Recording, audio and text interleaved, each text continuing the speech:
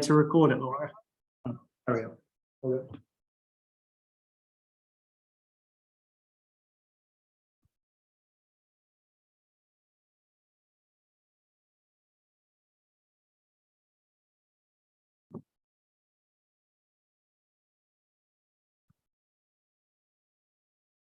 Morning, those who have joined us. We're going to probably start a couple of minutes after past just to get everyone in.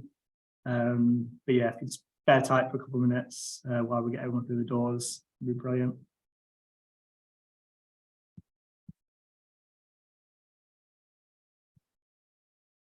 It's nice to see some familiar faces as well on the attendee list.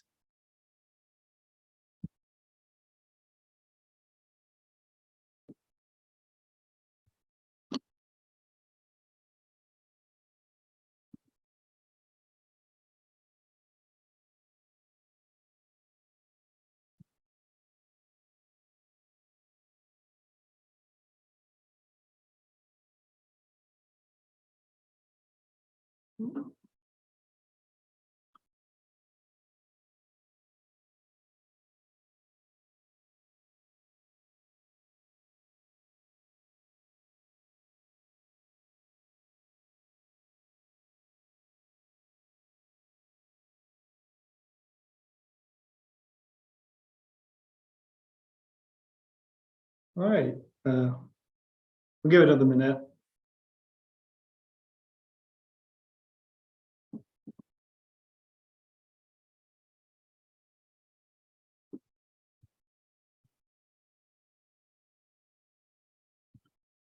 Right, I guess it's about time to start, so we'll get the ball rolling. Anyone that's going to join can join in between.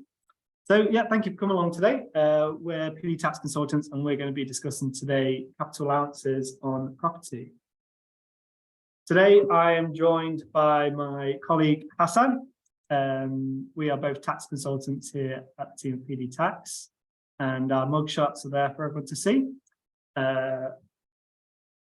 Bit about PD Tax before we start. We like to enrich our clients' lives by making tax simple, and we do that by helping them navigate the tax maze, which sometimes is unnecessarily complicated, and that's why we're here to help make it straightforward and get the best results for our clients. Now, our aim as well is to make sure our clients are paying the right amount of tax, so not too much, not too little, just the right amount to be paid.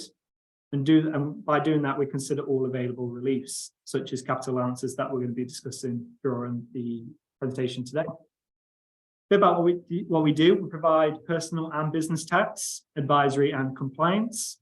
So we deal with capital allowances on a regular basis, helping out our clients. Sort of the other services that we provide, we do tax direct service for accounting firms, tax returns, share valuations, business restructuring. And it's not on the slides there, but we do with employee share schemes as well. Bit of housekeeping. We're going to finish at exactly 10 o'clock today. Your mics will be disabled throughout. We've got a lot of content to go through today, but what we'll do is if you do have any questions, we submit them to the Q&A box, and Laura will ask those at the end if we do have time. If we don't have time, we'll contact you afterwards for a follow-up discussion. Just a bit of disclaimer before we start, this presentation is for general information only and is not intended to constitute individual advice. It is recommended that you seek competent professional advice before taking any action. But yeah, so I guess we just get started. So I'm going to pass you over to Hassan to start. Morning all. Like Ben introduced me, my name's Hassan. And today, obviously, we're talking about capital allowances on property. Just a bit of background of what capital allowances are. So capital allowance is a tax reference scheme that allows businesses to deduct the cost of certain assets from their taxable profit. A capital allowance is a taxable benefit against expenditure on property, plant and machinery for the purpose of a business or trade that is often overlooked and undervalued by many commercial property landlords. There's different types of capital allowances, such as annual investment allowance, which usually is 100% on certain qualifying expenditure. And if it doesn't fall under those items, then you have write-down allowance. And most importantly, what we're going to talk about today is structure and building allowance, which Ben will be doing later on in the presentation. To claim capital allowances, business needs to include the qualifying capital expenditure in the tax return, so CT 600 if you're a limited company, and apply the relevant allowances on the type of assets you've bought.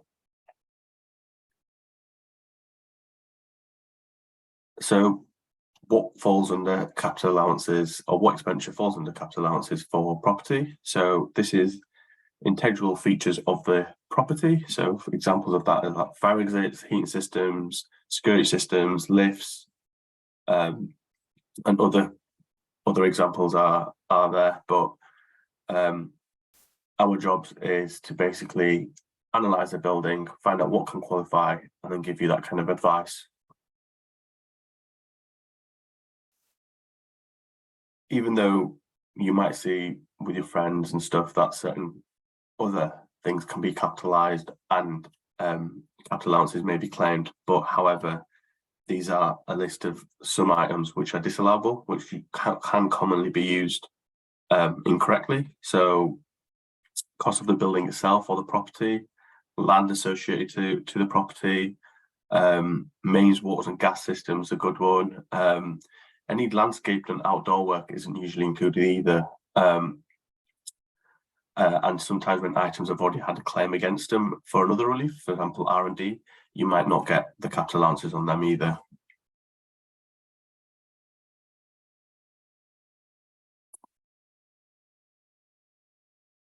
Okay, thank you, Hassan. So we'll just get the poll loaded up. Bear with me 2 seconds.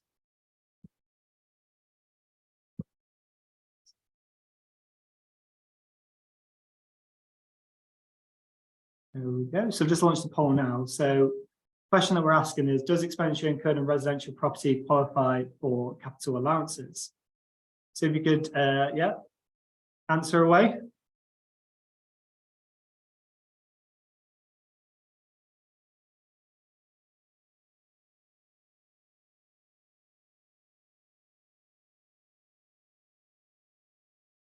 Next one's starting to get a lot of people coming in now.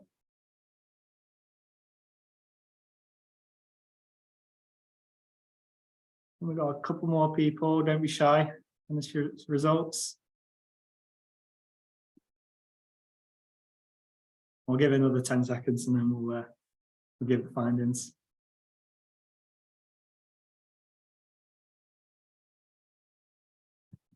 Right, so I'll end the poll. So as you can see, a lot of people said no and some people said yes. So the people that said no, is right that generally you can't qualify for capital allowances on residential property. Now, however, if there is a furnished holiday let business, then you can potentially qualify for the capital allowances on that. So, that's worth bearing in mind. If it's a general investment property, then generally no. If it's furnished holiday let, there is availability potentially for capital allowances. So I'll stop sharing that now. And I guess that we can just get on with it really to talk about structures and buildings allowance. So this can be claimed on qualified expenditure incurred on the construction of a building or a structure. So here we're looking for qualifying expenditure that was incurred on or after the 29th of October 2018. Sort of buildings that you would be looking at here would be offices, retail premises, factories. But it also does include structures. So you could be looking at structures such as bridges, for example. Now, a little nugget of information I don't think a lot of people are aware of, but if the business is subject to, within the charge to UK tax, to meet certain conditions, you can get structures and buildings allowance on both UK and overseas structures and buildings.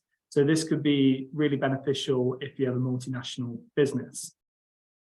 So I'm going to go through a whistle-stop tour of some of the qualifications today, the structure and buildings allowance, just get an idea, so to show how it really works.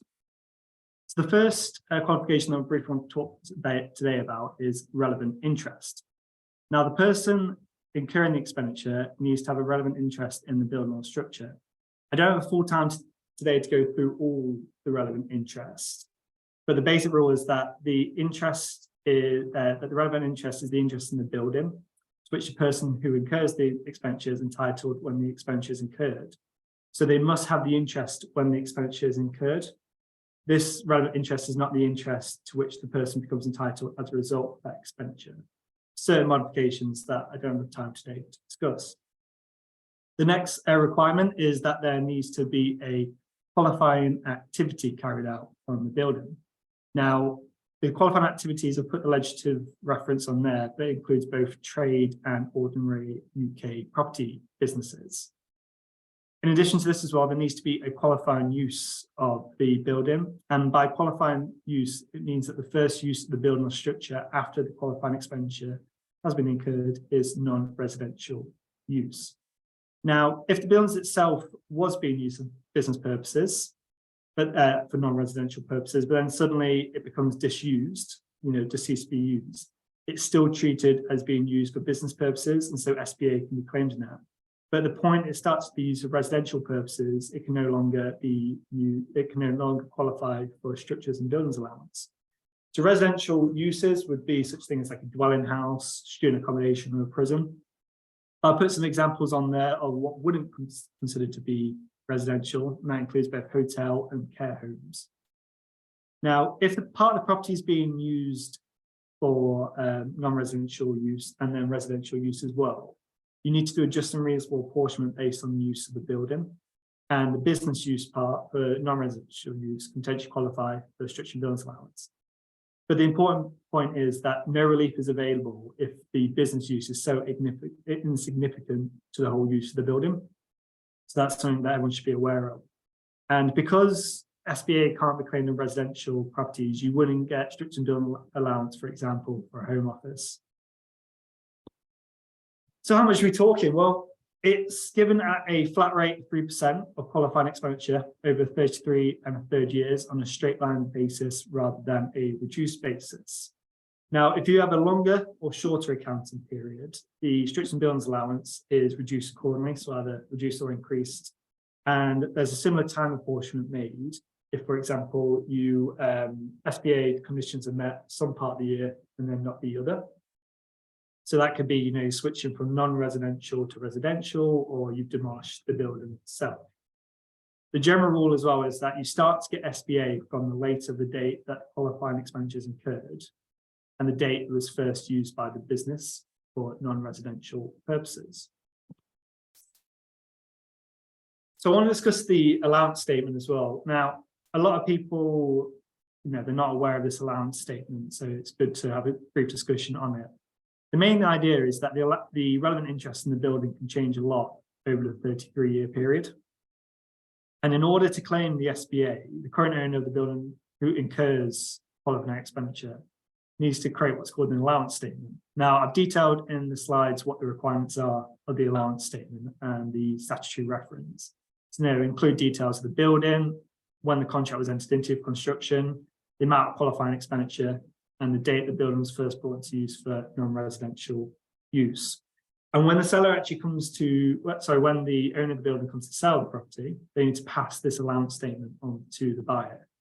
And if no statement actually is created, structure and buildings allowance cannot be claimed by the original or future owners. So what the buyers and sellers during the negotiation process, they should make sure that this is part of the negotiation process, I guess, to make sure that the allowances can continue to be claimed by the future owners of the property. So qualifying expenditure. Now, this is expenditure that's incurred on construction, purchase, and potential renovation conversion costs, and is not considered to be excluded expenditure. Broadly, there are 4 categories, but 3 and 4 are quite similar. And they are that the cost of the building, preparing the site, such as for demolition, the purchase of an unused building, either from a developer or another source, purchase of a used building from a developer or another source, and if it's an existing property, the renovation or conversion costs could potentially be treated as eligible for SBA.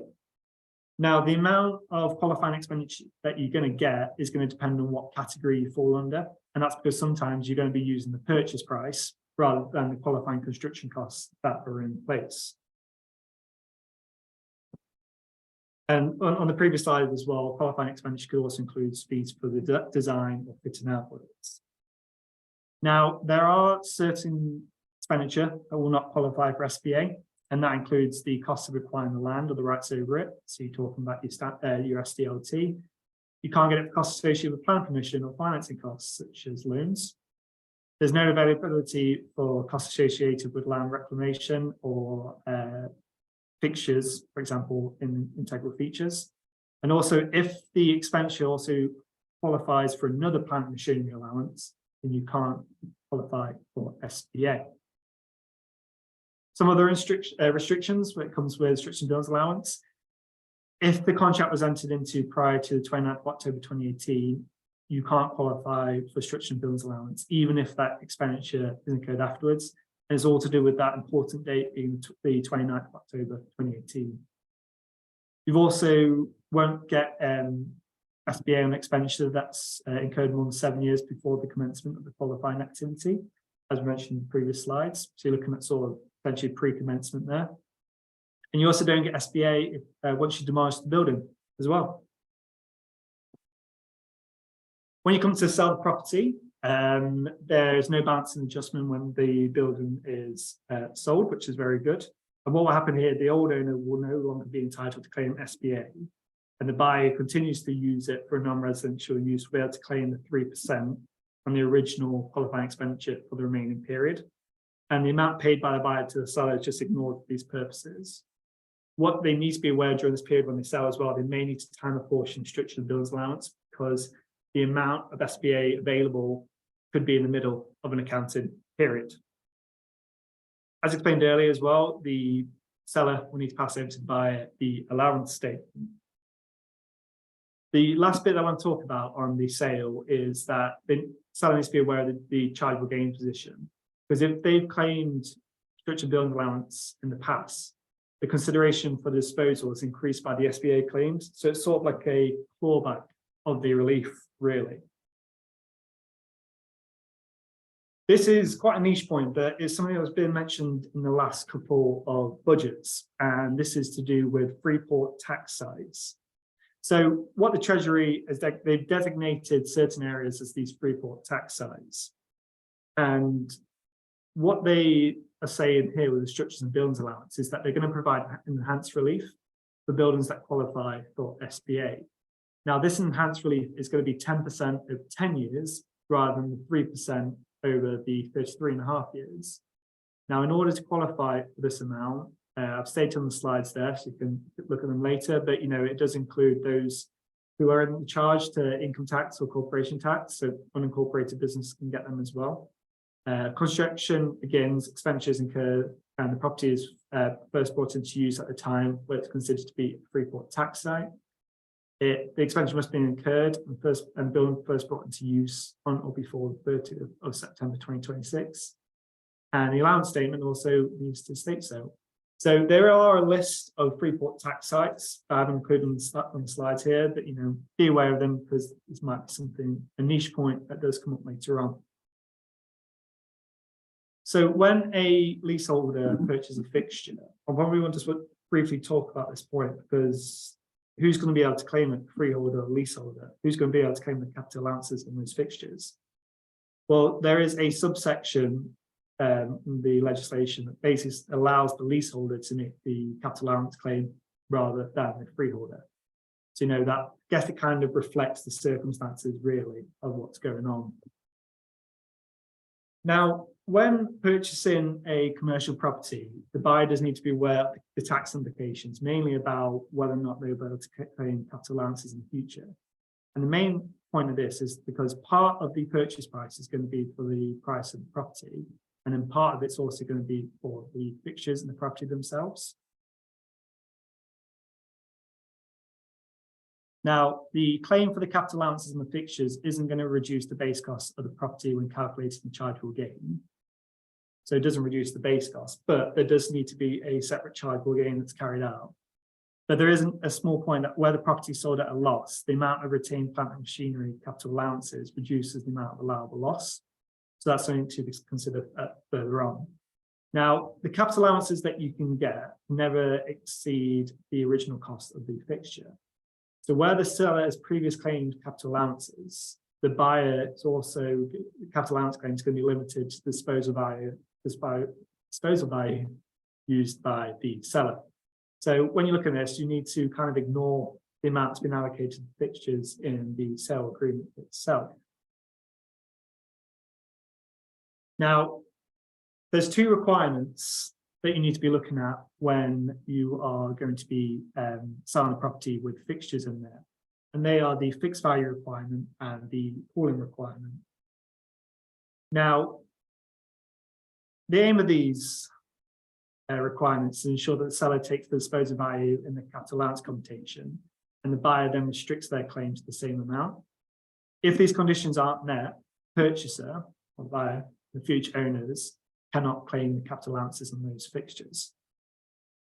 Now, this only applies to where the seller has previously claimed capital allowances or could have claimed. You might get in a situation where the seller couldn't claim capital allowances. And here you would be looking at pre-commencement integral features incurred prior to the 6th of April 2008. I won't have enough time to discuss this today, but do contact me afterwards if you want to have a chat on this. Let's get straight into it. So let's have a look at the fixed value requirement. Now, what they are doing here is that the buyer and the seller, they're agreeing to the apportionment of the capital allowances for the fixtures and fittings in the property. They're fixing the value for tax purposes. And so this will ensure that the disposal value for the seller is always going to match the amount used by the buyer for the capital allowance claim. So one of the two things must be done when they're doing this fixed value requirement. They've got to meet one of them. And that is within 2 years of the completion date of the disposal, the seller and the buyer must jointly elect the amount to be attributed to the fixtures. And this is also known as a section 198 election, which some of you may have previously been aware of. Now, generally, the buyer will want the value to be higher and the seller wants to be lower. Now, the buyer will want it higher so they can claim capital allowances more available, and the seller potentially want it to be lower so they don't run the risk of any balancing adjustments coming back and pouring back in the relief. Now, it's common for the election to be either the tax written down value or £1 per pool.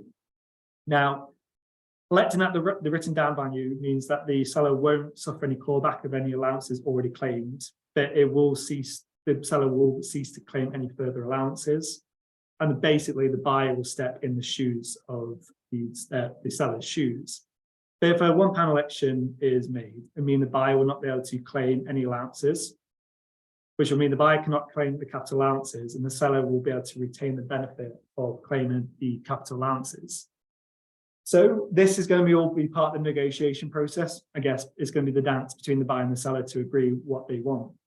There's also the second way of agreeing the value, which is a just and reasonable apportionment of the sale proceeds. And this apportionment is going to will need to be ratified by the first tier tribunal themselves. You also get this pooling requirement. Again, this is where the past owner has claimed capital allowances in the fixtures. And this pooling requirement basically means if the seller hasn't pooled their expenditure, they can't claim capital allowances on there.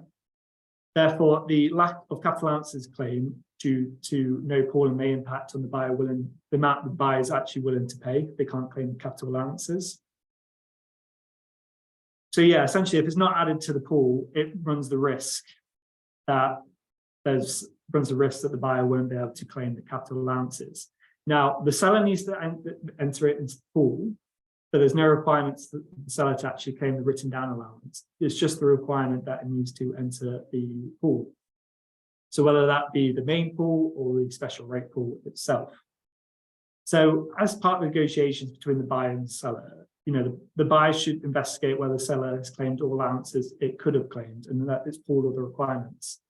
If the seller hasn't, the buyer may wish to ensure that all the expenditure is pooled.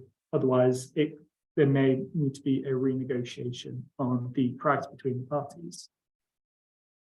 So I want to use a quick example to show how it all works. So we've got a company that's wishing to sell commercial property for £4 million. The total cost of these fixtures is £500,000 and the written down value is £100,000.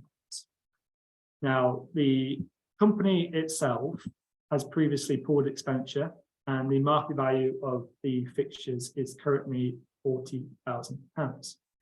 So the pooling requirement has been met because they pooled all the relevant expenditure. So then let's quickly move on to the fixed requirement.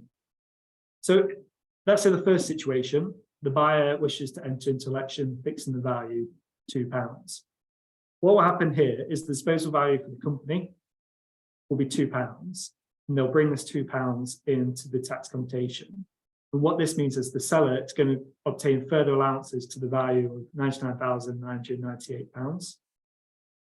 As you can see, it's not very advantageous for the buyer, as they're not able to claim any capital allowances on the fixtures. So what the buyer then in scenario 2 might say, well, I'll only side the selection on the basis that the figure used is market value. So here the seller will still be able to claim capital allowances based on the disposal figure of 40,000, and this may be given sort of as a writing down allowance or a balance adjustment, depending. What this will also mean is that the buyer will be able to claim the capital allowances on that amount, and they will also be able to step in the shoes of the seller.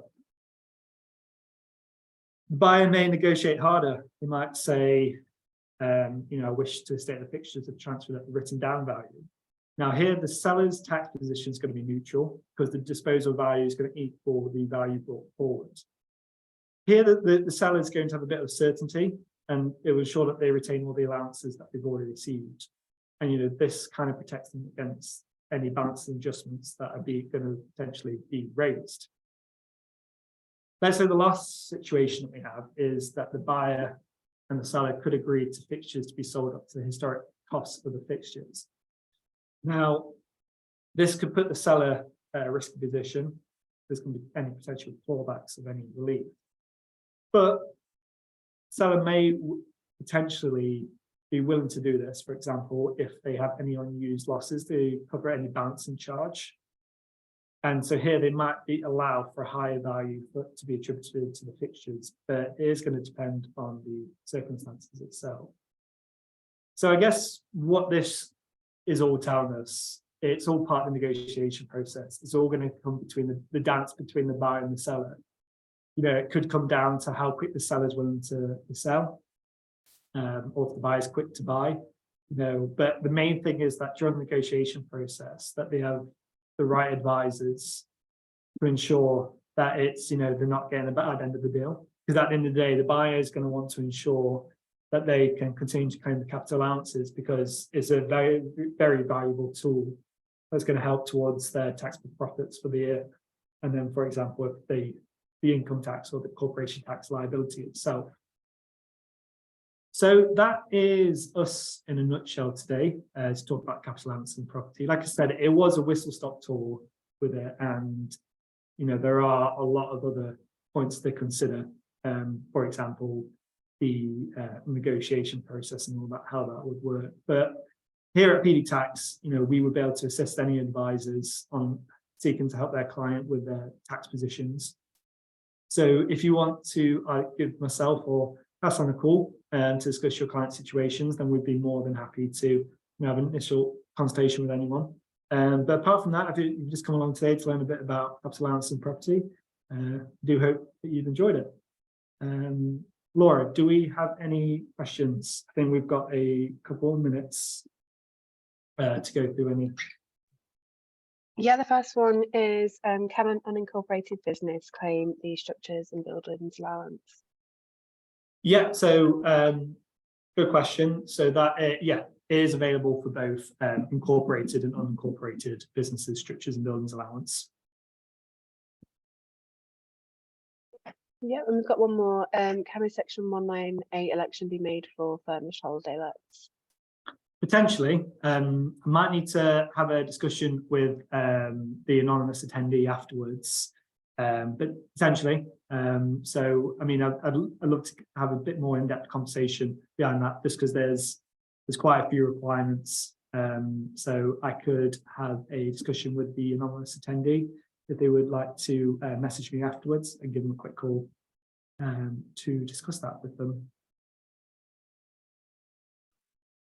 I think that's all of the questions. Okay.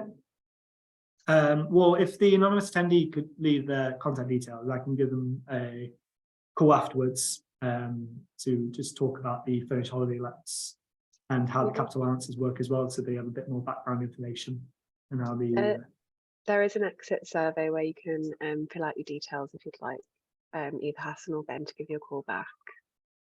Brilliant.